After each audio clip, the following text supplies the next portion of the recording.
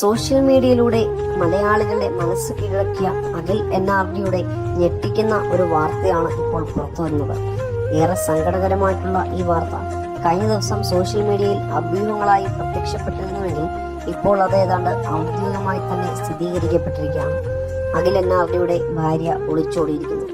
ഒളിച്ചോടിയതാകട്ടെ അവൾ സഞ്ചരിക്കുന്ന വാഹനത്തിലെ, അതായത് ഒരു പ്രൈവറ്റ് ബസ്സിലെ ജീവനക്കാരനൊപ്പമാണ്. അഖിലിനെയും ഭാര്യയെയും നൂറനാട് പോലീസ് സ്റ്റേഷനിൽ വിളിപ്പിച്ചിരുന്നുവെന്നും ഇരുവരുമായും പോലീസ് കാര്യങ്ങൾ സംസാരിച്ചുവെന്നും സമീപവാസികൾ പറയുന്നു. ഭാര്യയെ കാണാനില്ല എന്ന് കഴിഞ്ഞ ദിവസം നൂറനാട് പോലീസ് സ്റ്റേഷനിൽ അഖിൽ പരാതി നൽകിയിരുന്നു.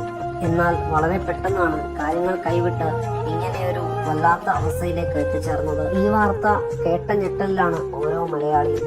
കാര്യം കുറച്ചു ദിവസം മുൻപ് വരെ ഇരുവരും ഒന്നിച്ചുള്ള റീലുകൾ സോഷ്യൽ മീഡിയയിൽ തരംഗമായിരുന്നു.